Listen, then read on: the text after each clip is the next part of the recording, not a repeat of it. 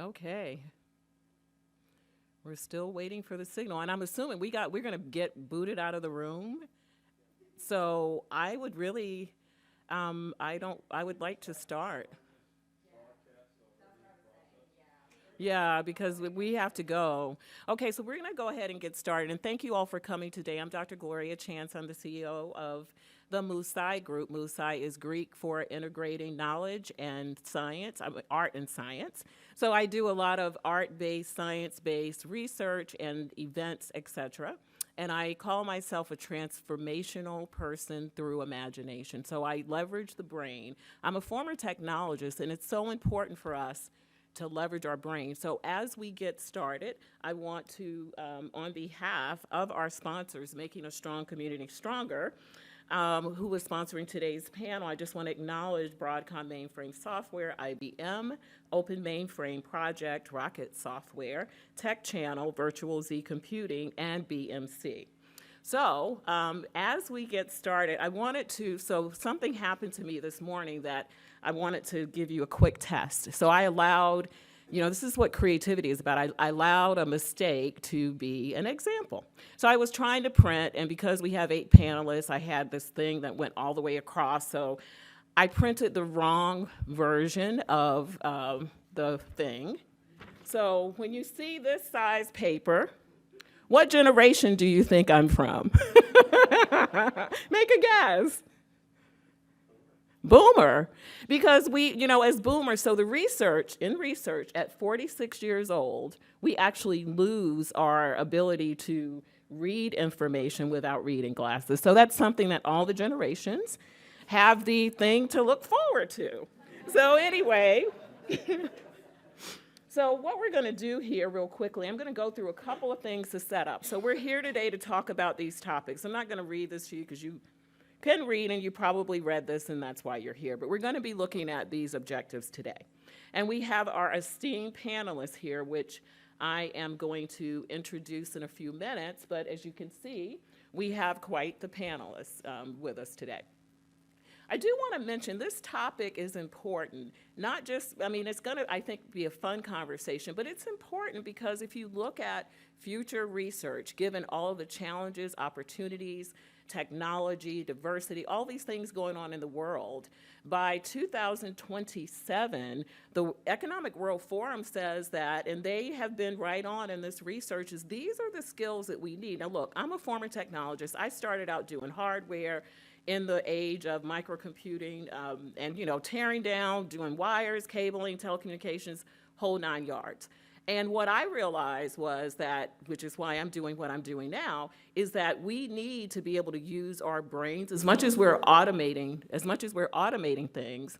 We will have to be able to use the automation that is in our brain, so we have to learn how to creatively think analytically, and so on. And so this is our future. And so while we're focused on tools as technologists, we need to be focusing on being human because we have some critical things come in. I'm not going to spend a lot of time on this because this is a whole different presentation, but the importance of this is we are currently in something called the imagination age.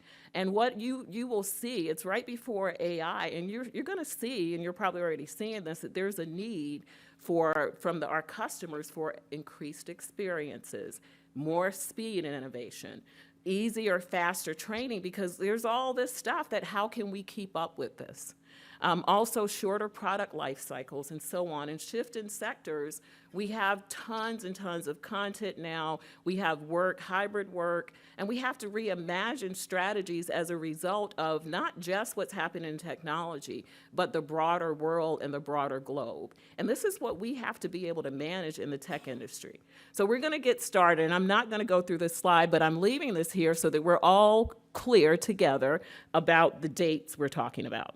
So thank you, Greg. So what we're talking about here, and as we go through our presentation, we're kind of gonna, this room starts with the baby boomers to the left, and then we ease over and we're coming across in the same order as this slide, okay? So now we're gonna go ahead and get started with our panel.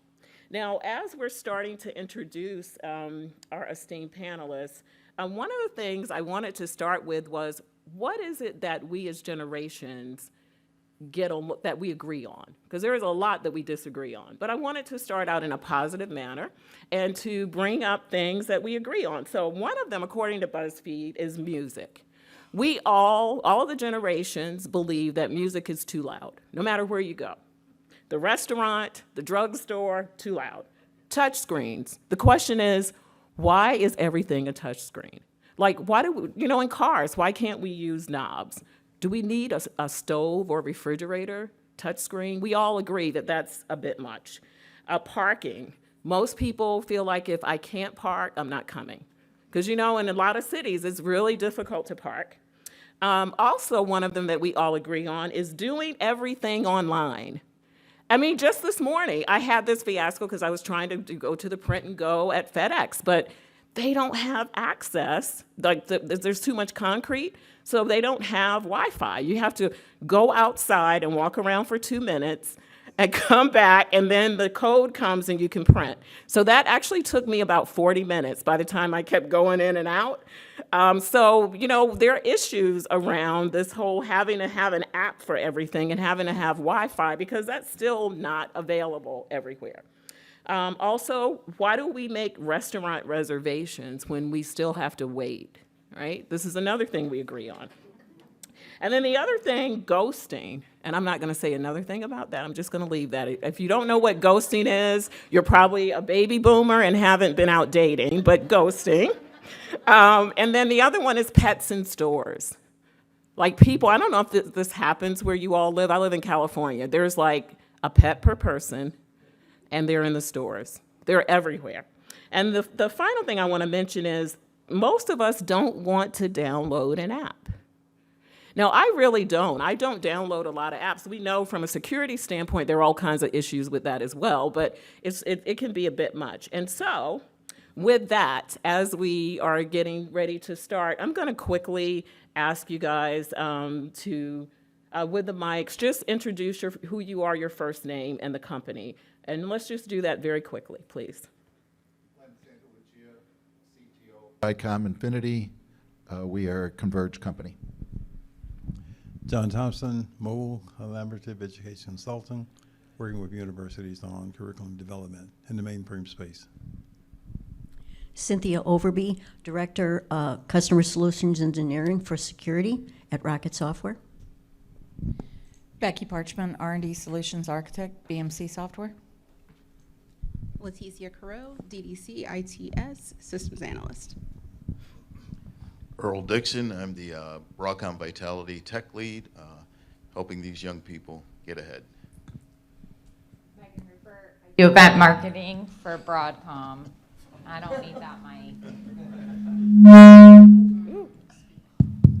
Stephanie Nwankwo, Broadcom Vitality Resident. Okay, thank you all so much for that.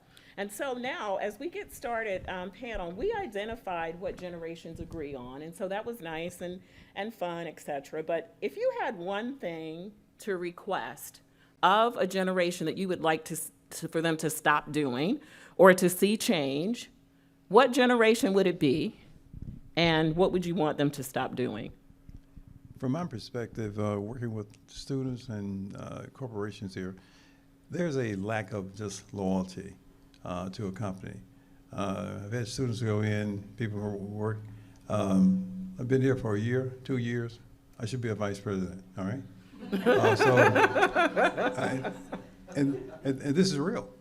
And so they would leave, and they said, well, I'm going over here. I should be a director. Exactly. So that's the living. Thank you so much, Rebecca. For millennials, embrace the change. Change is a constant in life. Change is constant in our industry. Reach out to the unknown, embrace it. Len?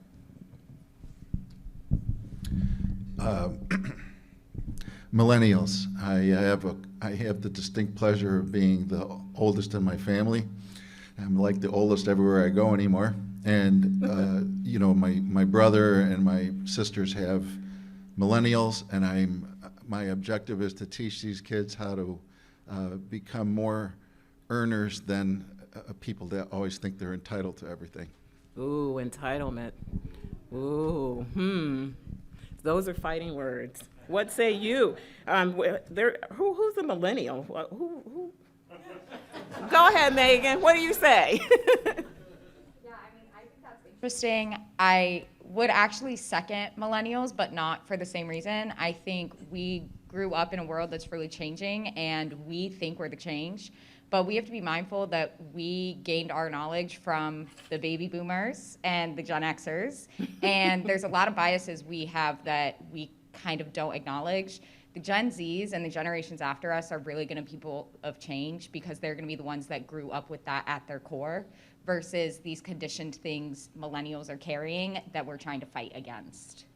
I see. So Gen X's, Earl, what do you think about them? Well, I'm actually going to blame my generation for the millennials because we were the first ones to introduce participation trophies, and we made everyone winners in millennials. And so that's how they became to feel entitled, like you were saying, as the baby boomers. Kind of our fault on how we raised them because we wanted to do better than what the baby boomers did for us, which was push us hard. We made a lot of children winners and say you can do anything you want in life, but we never told them they had to work hard to do it. Right? I think that's the issue. Okay, so in the audience, millennials, you agree? It sounds like there's some feedback here. You guys agree? Yeah? Okay, well, wow. So there's information. And then we have the Gen Z perspective. What do you think, Stephanie?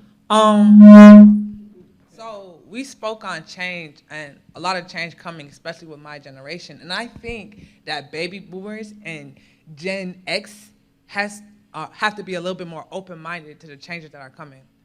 Oh, yeah, open-minded. Baby boomers, are we open-minded? Yes, okay. Say they. Yes, we are. Okay. So the next question is, what is it like to be older, younger, wherever you are, mid-career in your job today? What would make your work more meaningful and interesting as it relates to the generations? When I first came into this industry, it was you're expected to work 70-plus hours a week. And I mentor a lot of different generations. And I've learned that I will tell them, you have to have a work-life balance. And they all look at me and like, well, what about you?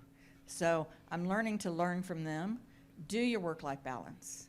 Don't forget that. It's very key. Very good. Anyone else want to say anything to that? Well, I can say from a millennial standpoint, as one of the youngest people in my company, there's always the pressure to do more than your other participants, right? So it's ironic that she says the work-life balance because that's something I think a lot of the younger generation struggles with. There's always more pressure to hide your youth or to push that you can do more like the people who are more seasoned. So I think when we talk about what would make more value is having that understanding that the generations before you were in your place at once too, and they understood that they could only take on so much. So for us as the younger generations, we do have to keep that work-life balance and remind ourselves that as long as you've proved yourself to yourself, your coworkers will see that. You don't have to prove yourself to anybody else. Interesting. But we do have baby boomers, and I have to admit, we didn't manage ourselves. I mean, we worked 60 to 80 hours a week when we were coming up, and I would suspect that we still judge people when they don't. What do you guys think about that? Yeah, definitely. Yeah, and Yeah. so that's one of the challenges we have, because if you're going to have a workforce of the future, and yet instead of working with them through these issues, we're sitting back judging them, what does that say about the possibilities for the future? So when we look at, Lynn, do you have something before I move on to say about what you would think would be more meaningful? Well, I came from a family, I'm firstborn in the United States. All my family, both my mother's side and my father's side, are all from Italy. So they had to work very hard from the moment they arrived here to the day they died. And I always was told something by my father and my grandfather that I still hold dear to my heart. Remember Leonardo, they used to call me Leonardo. Leonardo, remember, hard work, the good thing about hard work and the reward for hard work is more work. And I think that's a classic for boomers whose parents did come over from overseas. We were always told that, the only way you were going to succeed was to work 70 hours a week. Exactly. And then we instill that, or did you all, I don't have any children, so did you all instill that in your kids? Yes. Yes. Yes. You did. The baby boomers did. All right, yes. Exactly. But then the next generation is Gen X. So Earl, are you a workaholic? I am, but the. That's not what Greg says, but But the millennials, they don't work as hard because they weren't pushed as hard by the Gen X parents. Gotcha. So we see there's a passing on of norms and attributes, and we're all responsible. This is the first time we've had 5 working generations. We have 7 living generations, but 5 working. And you see over there on the slide that the population, we have 25% baby boomers, 33% Gen X, 35% millennials, and only 5% of Gen Zs working right now. And yet, Gen Zs are stated to be the most populous generation that we have.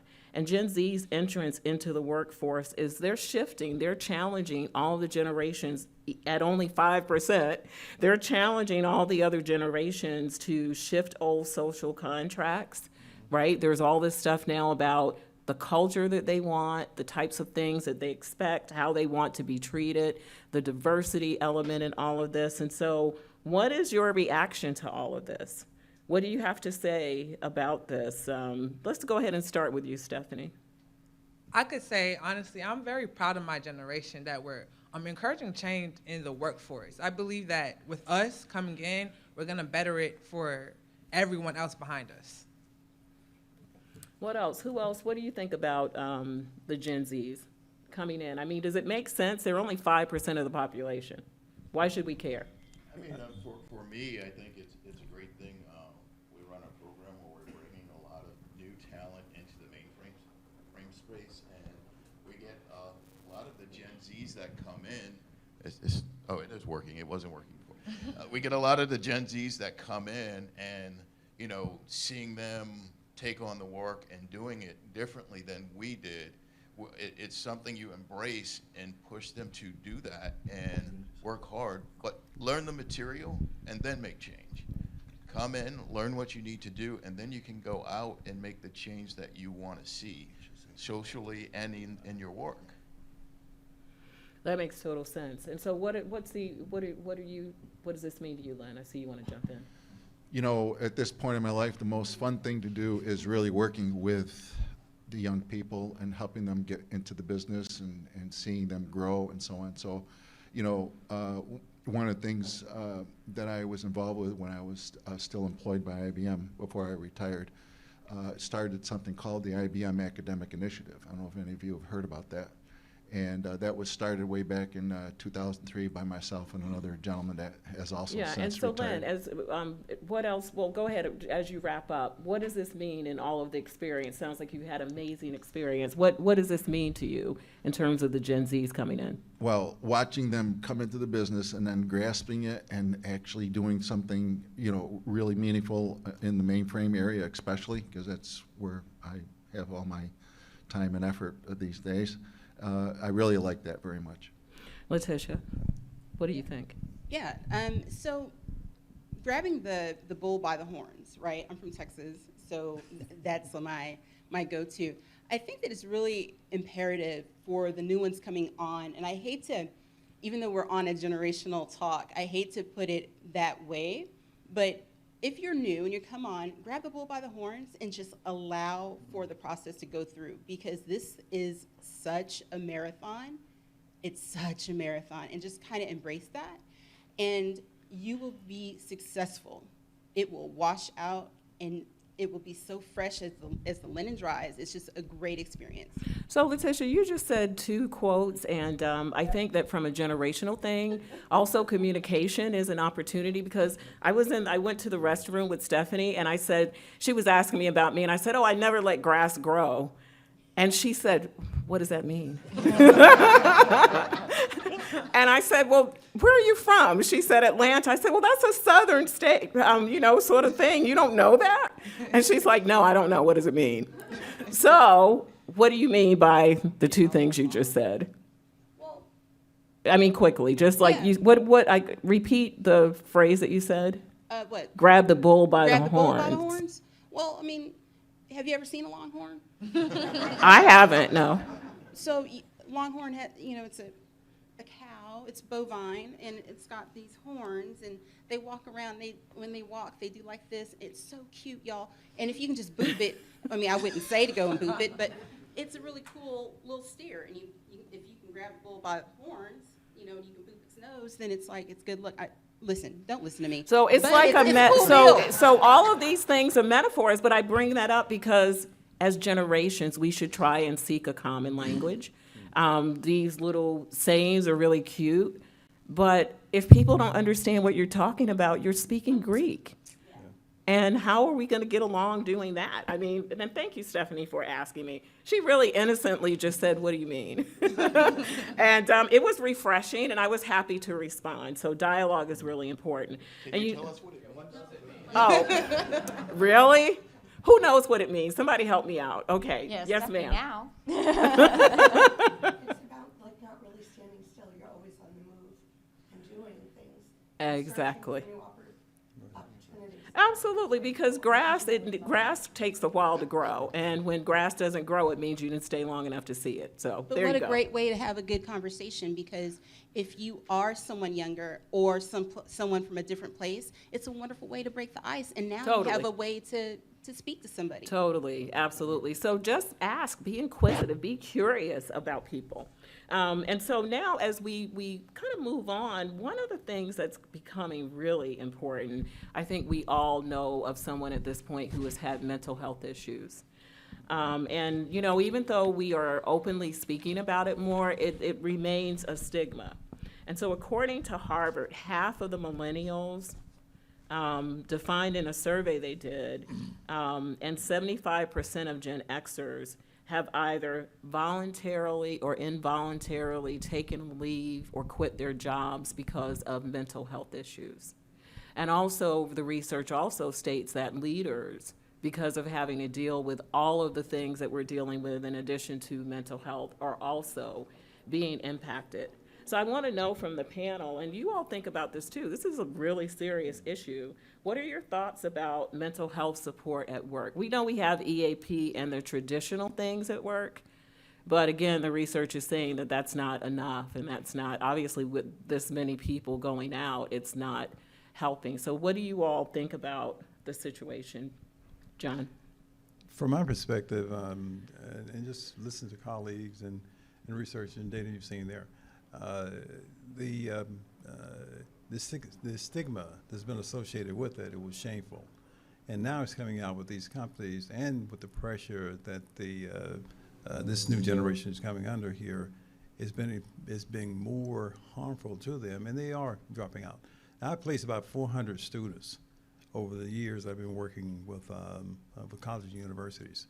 And I would say the majority of them are in that millennial Gen Z type of environment, okay? And they will call me back at certain times.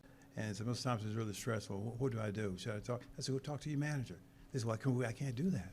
I said, why? He said, well, they might think something wrong with it, all right? I said, but here, the companies are more progressive. So I see it on a first-hand basis out of this over 10 to 15 years I've been doing this, and the number of students and people in that millennial Gen Z type, and they want to work. They're excited about it. And so I love the excitement, but also with this fast-pacing, changing environment that they're in, there's a lot of pressure out there, all right? And I think companies are becoming more aware of that. You should not be ashamed of it. And they are setting up programs for their employees to go through and adjust it. Okay, so John is talking about programs that are helping, and I don't know if any of you here have any of those programs. What other perspectives do we have? Go ahead. Don't be afraid to talk about it. It's not a stigma anymore, and it's at all levels. But more than anything, listen. I had a friend from work who struggled for 2 years with the stress, and none of us realized it. Yeah. And we have to step forward. You may be afraid to talk to your manager, and you shouldn't be, if that's the environment. Mm-hmm. But find friends at work. We're all family. Your company that you work for is your big family. talk to somebody, don't hold it inside, don't wait until it's too late, and there is no stigma. You know, we've talked in the past on making a strong community stronger about psychological safety and how do you build a culture. And that's where you really have to have a safe space, though, for it not to be. I mean, Earl, you divulged, you came out as like unmasking yourself. Let me be clear. You unmasked yourself in one of our panels. Why don't you explain this? Because I'm doing a horrible job. Yeah. So we had a panel that was on unmasking at work, and I was on that panel. I was nervous to death to actually come out and say I was masking at work, and divulge a lot of information, personal information of how I felt, being a black male in a white male-dominated field. But I will say that panel actually gave me so much confidence, took a weight off my shoulder by admitting those things. And about a year later, I was at a share conference, and I don't know if Steve Hosey is in the room. There he is over there. And he had these little stickers, and one said, adult ADHD. And in my mind, I knew I had adult ADHD. I just never divulged it to anyone. But through the unmasking panel and then meeting other adults, I said, you know what, I'm just going to let it be known. And I just started, first person I told was my boss, Neil. And then I joined a program that Steve and Lynn, who has a neurodiversity panel sometime tomorrow, and I joined their group, and we sit there and we talk about these things. And that's one of the things where you have these companies that truly support their employees in all of their challenges. I don't call them deficiencies or issues, they're challenges, and just challenges that normal diverse people, they have challenges too. We just have different challenges. I call some of it my superpower. I get to hyper focus on something. So exactly. It's a superpower to me. And I mentioned Earl because this whole mental health thing is about safety, and partially it's about you being safe within yourself also, and knowing who you can trust in your environment. And finally, Earl made a really good point. The culture of your organization is very important. And what's the culture? It's you. The culture's made up of individuals. So we all get to make a difference in this. Anyone else want to say anything about mental health? Well, I just wanted to expand that even further just a little. It's funny we're talking about the new generations coming in, the millennials, the Gen Zs, the generations after them, and we are embracing more of this diversity, right? We're seeing more people show up as their authentic selves. And I think it's really critical for the businesses that are still holding out to really kind of get on board. The more people come in describing themselves as diverse, the more in your user experiences this is going to be reflected. So if you're not taking that into account when you're creating solutions and you're creating products that are going to be supportive of these differences, then you're going to fall behind. Exactly, and we're getting ready to delve into that question right now. Before we move on in terms of diversity very specifically, any other comments about the mental health and the need? What do you think as a Gen Z, Stephanie, that you ought to be in the environment to support mental health? I believe, especially since I know that there are a couple Gen Zers in the room, that it's very important that we have an open dialogue, especially with different generations, and just be able to open up and talk to them. I myself am struggling with trying to open up, express myself, especially to some people I feel like may not understand. But I have to know and understand that everyone is open to learning, and everyone is, at the end of the day, trying to make the workforce a better place. So part of that is we have, in a lot of the work that I do, we do put a lot of pressure on the leadership and baby boomers and Gen X specifically, and I think rightfully so. But also to what Stephanie's saying is that we can take ownership too. We can take ownership to grow and to challenge in a positive way our leaders and managers to engage differently and to be open again. I know that can be scary because it's scary, except Gen Zers don't mind looking for another job.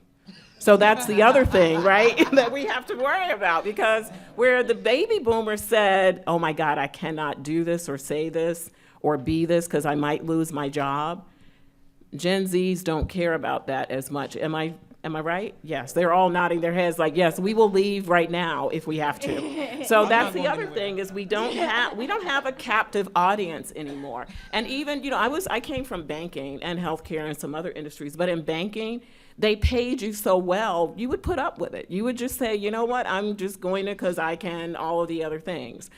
That is not a criteria today. Most of the Gen Zs want experiences. They value, we liked things. They like experiences. And I'm kind of right there with them too. I had a whole regroup when I retired. So retirement can really shift your thinking as well. So let's move on, unless, is there anything else from the panel we want to say on the mental health? I would just say that I believe that employers need to ante up, because they are part of the social contract, and any employer that doesn't have a program is, when you're out there looking for a job, that's one of the things that you need to look at specifically. How do they handle diversity? Do they have programs for mental health? Because those are the organizations that you want to work for. Exactly. Thank you for that. That's so important. And so Megan sort of mentioned something about, diversity and making sure that when you're building products, that they look like your clients or the customers that you're supporting. So we know that in the research, young workers demand higher standards. Back to, they want experiences. They want meaning. They want you to work on the United Nations sustainable goals around climate change and energy and food security and all of those things. And so, but we have, to what Megan was alluding to, we have kind of a situation where, and I'm not trying to get into politics here, but we do have brewing things happening which are causing people to doubt the need for diversity, equity, and inclusion. So I want to ask the panel, given all of these things that are the conversations going on, what do you think, how do you think this is going to impact the future? Will it matter at all? I definitely think so. I'll reflect back to my time with IBM through my first and second management promotions there. I was given a project, and it was at that time it was Lotus Notes, and they wanted to push that through the corporation. It was through General Products Division, this division. Did that ever work? Did that work? Because Lotus Notes was always one of those nightmares. No, It took years to get Lotus Notes implemented. I'm sorry. Once they put it on the mainframe, it worked. Oh, that's good. Okay, boy, we're getting brutal over here. Go ahead, John. But at any rate, it was viewed very skeptically. I said, John, why did you take that project? You just came out of headquarters. They're going to blow you up. I said, hey, I'm ready to run with it, all right? So what I did, I went out and hired students across the country. I could recruit them. I had students from Penn State. I had students from LSU. I had students from my state. And what I noticed after I got there, in about 6 months, I had over $1 million of contract, within the corporation. They said, "Whoa, John, how did you do that?" I said, "Well, my team." And here I say this. I said, I analyzed the group. I had a mixture, and this is way before all this diversity stuff. I had a mixture of white, Asians, Mexicans, whatever, here. But also I said, look, I have a white boy from Louisiana, all right, my home state. I have a white boy from Penn. I have one from Arizona State, I have one from California, okay? They all brought something different to the table, okay? 4 white individuals. Then the same thing with ladies, all right? You put that mixture together, and I put them in a room, and they pull together. So that's why I'm a big believer and pusher on diversity. Now, it's not as popular, but that was just something I experienced personally. Yeah, So it happened in the moment. How many people in the audience have heard of Lotus Notes? Okay, how many people have not heard of Lotus Notes? Okay, so for the people who raised their hands that they've heard of Lotus Notes, don't do that anymore. Talk about, explain what you mean, right? This is what we need to be doing, because what is Lotus Notes? Can someone tell the people who don't know what it is? What is it? It's basically an Excel. It was Competitor to Outlook. exactly. So what we're trying to do here is to get people to see we have to have the dialogue and actually pay attention to what you're saying, and maybe, because we know we do acronyms, right? So the rule with acronyms is you really want to describe, especially if you're speaking to a customer, you want to not say the acronym, I hope, but treat each other like your customers in terms of how is it that we need to communicate with each other, right? Because to have a whole room full of people who know what Lotus Notes is, but to have the Gen Z, that's who raise their hands, not know, then how much are they missing throughout the day? When you add, we've already had like 5 or 6 things in 20 minutes that people didn't understand. I mean, do the math. Yep. That could be really impactful. Okay, go ahead. Laticia, you want to say something Well- about diversity and if it matters with all of the issues going on, if it's going to matter in the future? Okay, so you asked. Our platform doesn't matter if you're 18 or 80, if you're part of the LGBTQ plus community, you can still press enter or control, whatever y'all want to do. It doesn't matter. It doesn't matter the color. It doesn't matter how old you are. It happens. You can still be the best practitioner, technician, developer, whatever it is that you're doing. At the end of the day, at 11:59, whenever your batch runs, you still get to press control, press enter, whatever your automation is doing, it's still gonna happen. This is how I see it. My dog does not care who gives it treats. That's what DEI means. If I can come to your house and give your dog a treat and your dog does not care, think of your dog as Mainframe. Mainframe will still allow for anybody to press enter or control. Now, does that mean that whatever that they did to press, whatever they're using or doing is not gonna send an error? Yeah, you might get an error, right? You might get in a bin. You may tear down the entire LPAR. It happens. But at the end of the day, you still get to do it. And that's what diversity is. And the only time that the mainframe has a problem with that is if there's an error. But then there's some capable person that gets to come behind and fix it. And that's the cool part. So that's diversity. And as long as you don't care, then the mainframe don't care. Go ahead, Earl. I'm going to jump in there and with all the legislation that's going on in various states, I think as private companies, as long as the private companies are sticking to their social contracts for their individuals and they are having these DEI programs, then I think we'll still thrive no matter what legislation passes, because private companies can go outside of what the government in that particular state or jurisdiction is wanting. So as long as the companies that had helped us build this mainframe are sticking to their DEI contracts, I think we'll survive and thrive. Absolutely. Can I Go add to ahead. that? Yeah, and I totally agree with you, because most companies are global now, and their workforces are global. And when you sign on to, and you're on, whether it's be Teams or Zoom or WebEx, you're in a meeting with people from all over the world. And you, as an individual, have to be able to navigate through that in the meetings or in your conversations, because you're going to be working with people from all over the world, not just from some state anymore. Exactly. And Laticia, what I heard you saying, and I think this is really important, is that, the mainframe the mainframe is a thing, but we know, just like culture, people build the mainframe. So we have to bring our thinking back to the slide that said that in the future, it's going to be important for us to have creative thinking, analytical thinking, and those kind of things, because if we are coding and not, especially when AI comes, and not looking at some of the discriminatory language and processes in that coding, that's what makes the mainframe really critical, because we know the power of the mainframe in the world. And that's why I'm honored to be working with you all in this industry, because when I do global work, it's important, again, back to the UN Sustainable Goals, to ensure that I am participating with industries and organizations who care about this, who have the impact and the capability, honestly, to make a change. And so, at any rate, really important. So before we move on, any other comments about D&I? And in about 5 minutes, we'll go to audience questions. So I just wanted to comment, the point you just made, Dr. Chance, is, something we're looking at. Like, AI is here, right? We're talking about it all the time.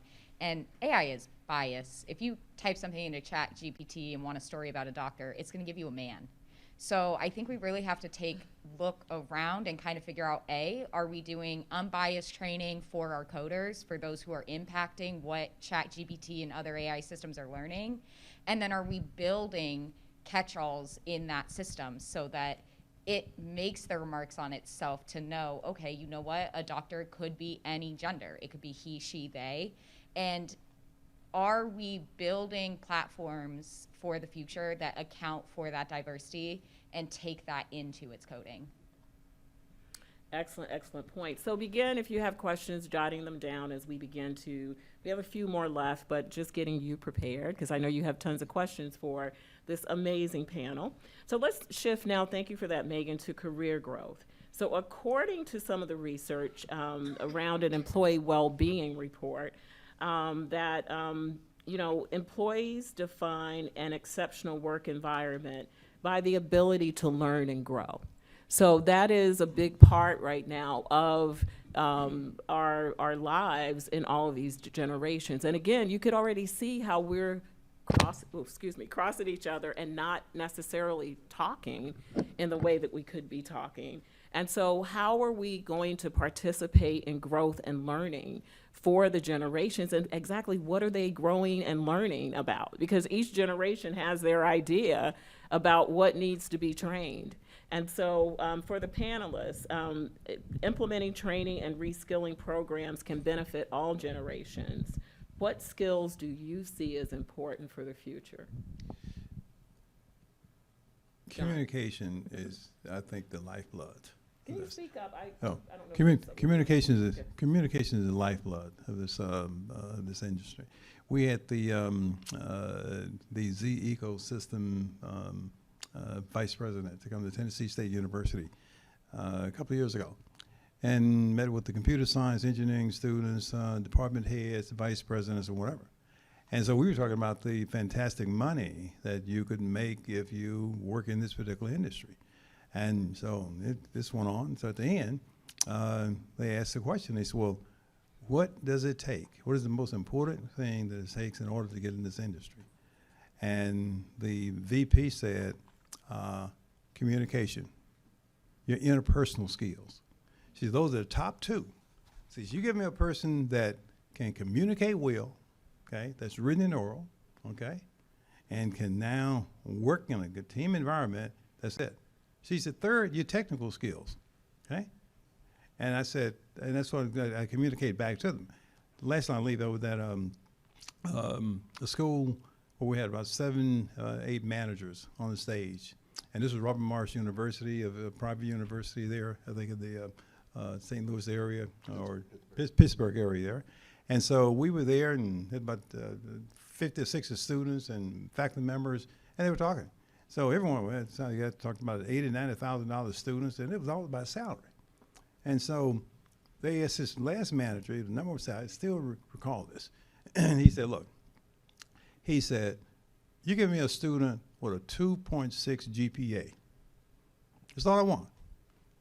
But if he can learn, has the ability to learn, and the ability to communicate, he said, I would take him over a 3.5, 3.6, 4.0 student. All right? Right, and that's sometimes real life. And go ahead, I don't know, Cynthia, if you or Rebecca have something to add.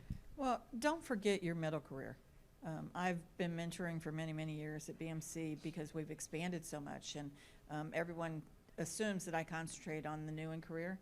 But our middle career people, they need to learn. They need to be able to grow because our industry changes so much.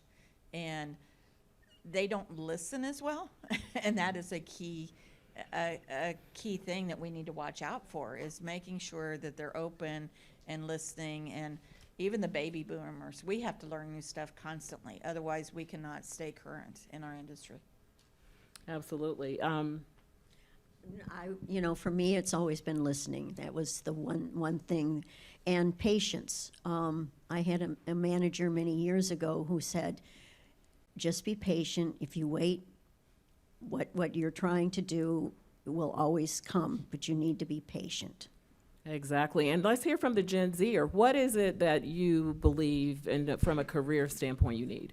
I believe that teamwork and collaboration are also very important in the workforce. Like you said before, there's a multitude of different generations all trying to achieve the same goal. So we have to be able to communicate, like you said, but we also have to have good teamwork. When someone's weak in one point, someone else has to be strong in the other point to make the goals get done. I just wanted to chime in just really quickly because I think live in this room, it is a learning moment. And to John's point about communication really being key and interpersonal skills, neurodiversity can sometimes impact those interpersonal skills. So you also, while that's important, have to be willing to meet your people where they're at because their level of communication may be very different than yours. So if you have this expectation that it's someone social, someone who can go without having some extra coaching and help, then you're not really giving that person the space to be who they are. And I just want to make sure that we all take that away, that everybody's communication is different. And we do have to understand that the standards we're trying to hold people to may not necessarily be the standards that they can meet, but that doesn't mean that they're not excelling in other ways. Exactly. And I really think, thank you for that, Megan. What's really key here is that the new skills, the soft skills are really becoming the new hard skills. And I know at this conference there's probably 1% of these type of sessions and the rest of them are technical. And I'm not being critical, except you need to upskill. All of the research, everything you've heard here, are about the skills that we don't know how to do. And the main one is communication.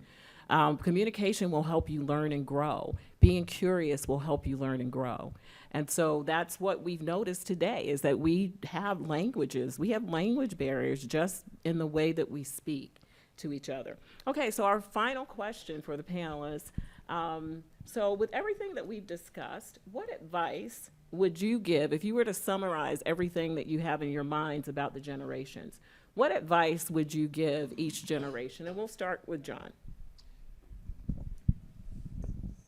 Coming up through my career at IBM, small. Can you speak up again? I'm sorry. Coming up from a little small town in Louisiana, 5,000 population, country boy, small historical black college and university, Southern University.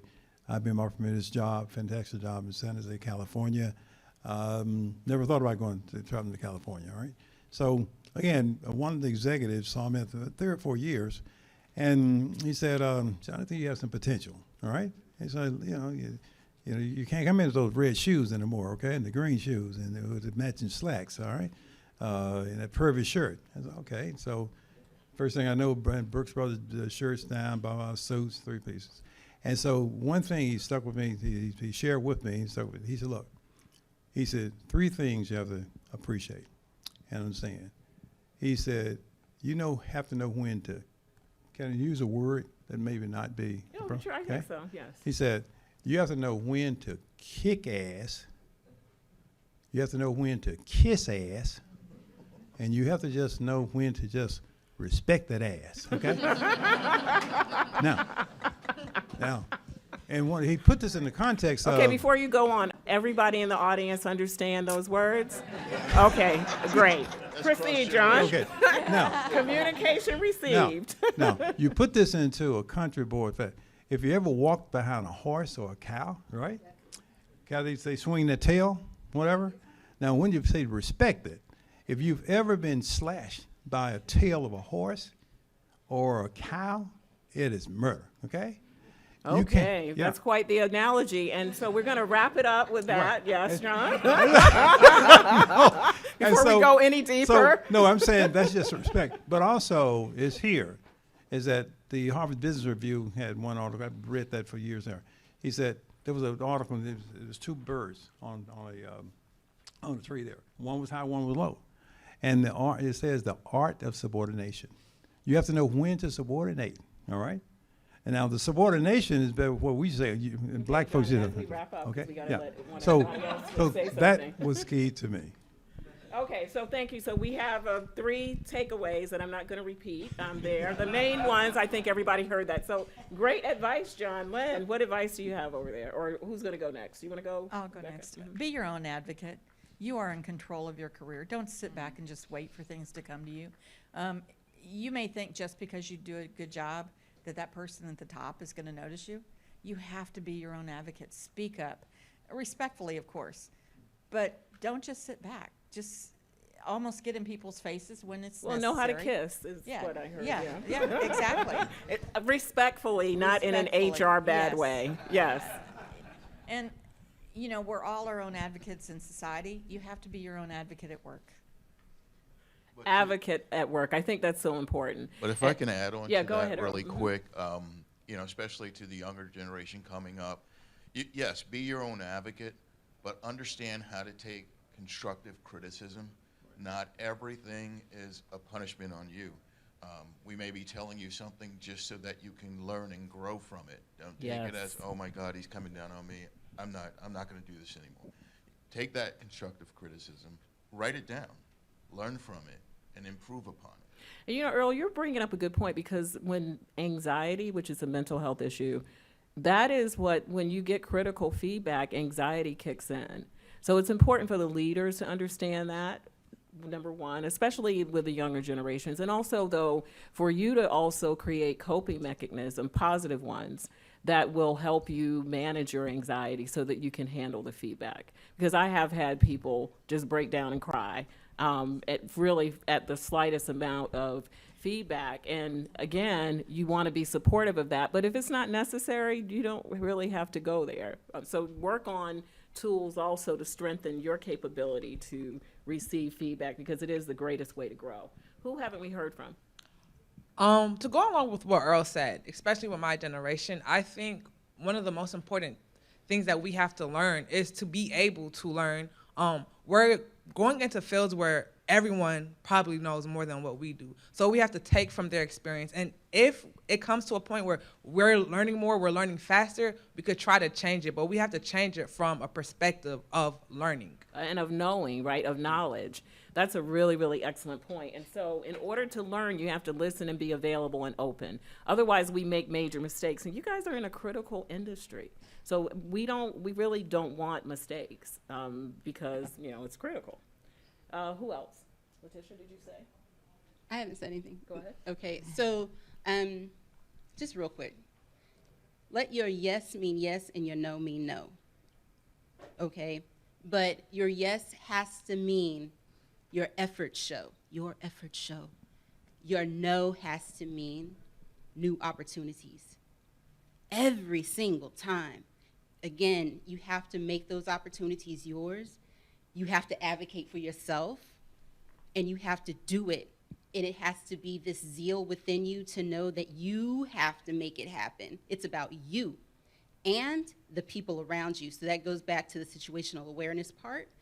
And because our platform, it's a community. So it's not, when I say it's about you, yeah, it's about you, but it's not always about you. So just take that and embrace that.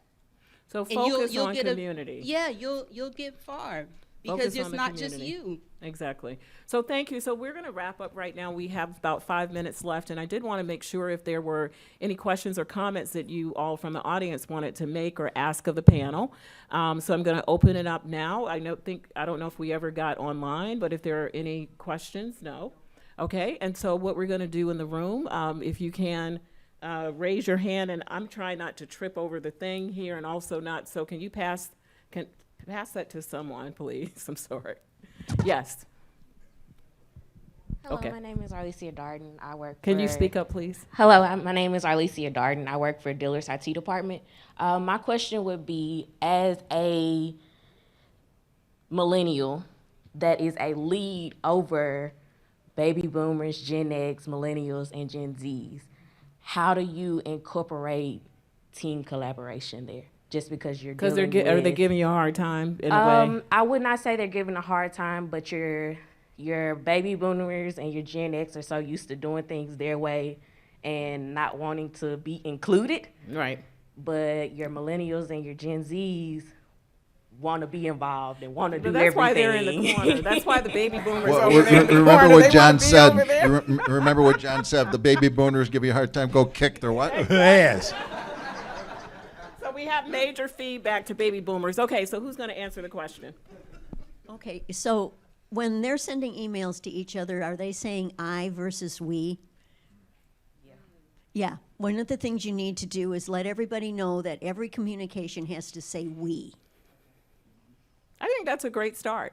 Common language is really important. And I think having conversations like this, like, you know, literally, like you have this whole list here. Look at those attributes. I'll make sure you get a copy of the presentation. Look at the attributes and talk about them.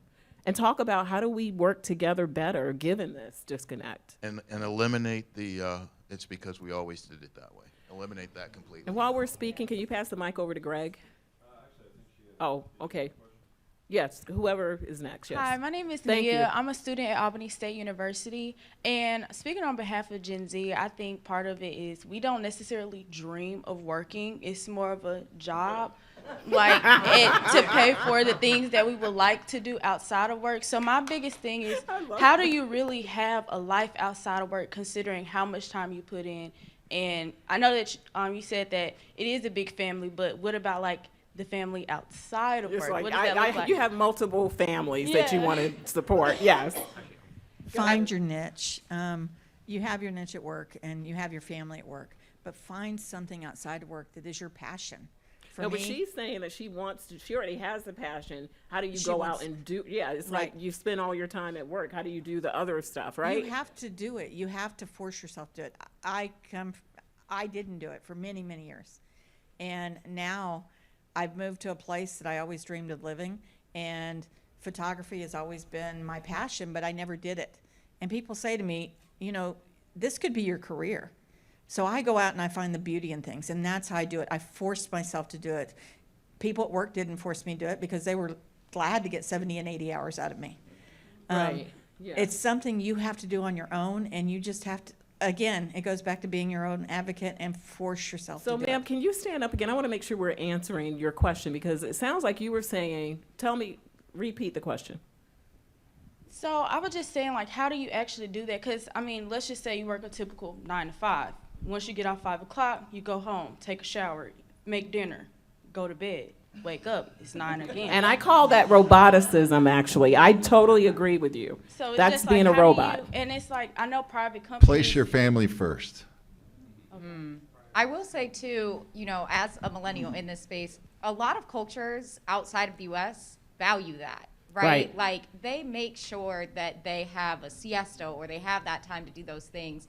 And one thing I found really helpful for me in my company is to make my coworkers part of that, right? Like, oh, I'm excited, I'm gonna take a little time off to go do this thing. They're excited for you to go do that. They wanna hear about it when you've come back. So making sure that you're allotting that time, but also with that we community, making sure it's something that you would share the same way you would share it with your friends. That's great. I mean, love leave that. out the That's parts you the probably ex- shouldn't tell people at work, but the rest of it you share. But that's the Exactly. exciting part, as Megan says, bring it back to your office. Exactly. And have the we. You'll get more encouragement. Absolutely. Have the Let's we. try to get another question in. Hi, Sean Rooney. I work for Broadcom. Just wanted to add to that. I think first I'm going to start with a comment, more millennials and Gen Z. When I define who I am as a person, work isn't really like a top 5 thing, like my job, like when it's Right. like, oh, this is who I am, what I enjoy to Like do. the baby boomers, it was everything for us. We Right, when wore you it with meet a badge of someone, honor. they'd Right. be like, oh, this is who I Exactly. am, it kind of defines me type of thing.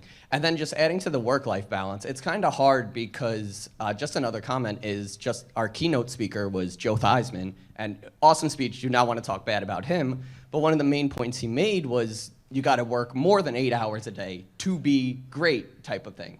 So it's tough when you're kind of getting conflicting. It's like, oh, well, to be great, I have to work more than 8 hours a day, but I also want my work-life balance. So it's kind of just where you put your time towards where you wanted to be. So what's your name again? Sean Rooney. So Sean, thank you for that. So let's put a leader on the spot real quickly to, since you're, what company are you with? Broadcom. Broadcom, oh, okay, Broadcom. Greg, give the mic to Greg. Okay, because I'm curious, like Greg, what would you say? Can you give it to Greg and then I'll give it back to you? So Greg, what would you say to that? Because there's conflicting information. It was funny. There were a couple of things I actually wanted to close out with, and I was going to talk about resiliency and commitment to yourself, your ideals, who you want to be, and how you want to be. It's the most important thing for you, and nobody else can define that. Exactly.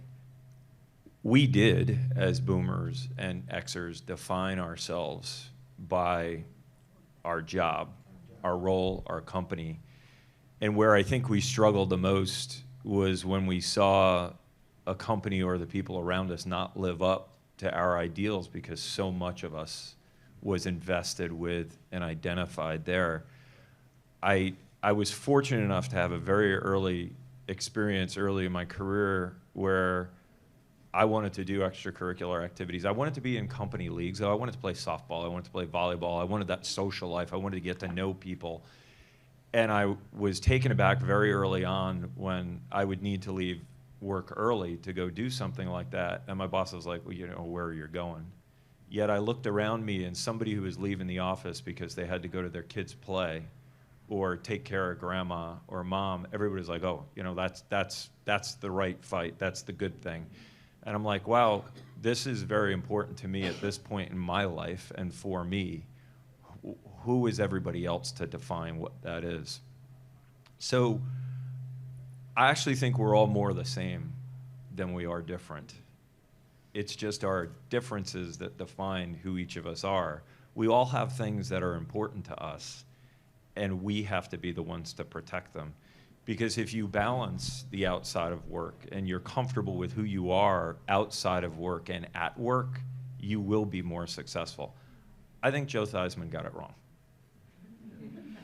Yeah, and thank you for that clarity. I think Joe Theismann got it wrong, too. I do not care about how hard or long somebody works. I care about what they accomplish. So somebody who can work smarter, faster, fabulous. You know, you're being more effective and efficient. Somebody who can help the team and those around them be more successful versus are just focused on their individual accomplishments, what they can do on their own, is so much more valuable to the organization. I also think on some level we got it wrong in this room and on this panel. And I apologize. It all comes from a good place and the right intention. We said about a couple of things, there's no stigma or there isn't anymore. Bullshit. No, there is stigma. Bullshit. There totally is stigma. So you look around this room, and these are the people who care. These are the people who want to change it. These are the people who want to make it safe for you to talk about these things. Mm-hmm. Resilience. You have to realize out there in the world, not everybody is going to be accepting. That people are going to question. Mm-hmm. That if you see a psychologist or you're neurodiverse or you're different, that they're going to say, don't do it that way. You should be like, and you should be this. Those people have it wrong. You have to have resiliency to stand up. I guess it would be popular to say to fight the good fight, but I don't want you to always have to fight. The hardest advice I ever had to give anybody, and I still do this day, is know when to give up. Not to give up on the fight and your ideals, but to recognize when where you are or what situation you are in is not where you want to be. So Greg, when you can't change that situation, realize you as an individual always have that last superpower. You can remove yourself from the situation, and you can go to where you will find a more accepting and inviting environment. And that speaks louder to everybody else because they lose you. and you go where your value is. Exactly. And so, thank you for that, Greg. And I apologize because I know there are a lot more questions, but we're running out of time. And on behalf of the panel, Greg, I just want to clarify something. I don't think the panel said that there was no stigma. I think what they were in the context of, especially Earl's example. I'm sorry? I was being provocative. I know, but I just want to clarify to clear the air and make sure we're balanced, is that part of unmasking and all of those things we talked about, psychological safety, is really important. So all of those things are in the context of you feeling safe. If you don't feel safe, then obviously you're not going to put yourself at risk. So thank you for that, Greg. And thank all of you. And again, I apologize. I know someone had stood up. There were other people raising their hands. This is a conversation that likely should be continued. So on behalf of our... At tonight's reception. Oh, yes, Empire we'll continue it. I C, forgot it'll about that. happen Empire at 7 C, p.m. come, so we can have, thank you all so much, and thank you for coming, and we look forward to seeing you at our next event and future events. Thank you so much, and thank you, panelists. Thank you,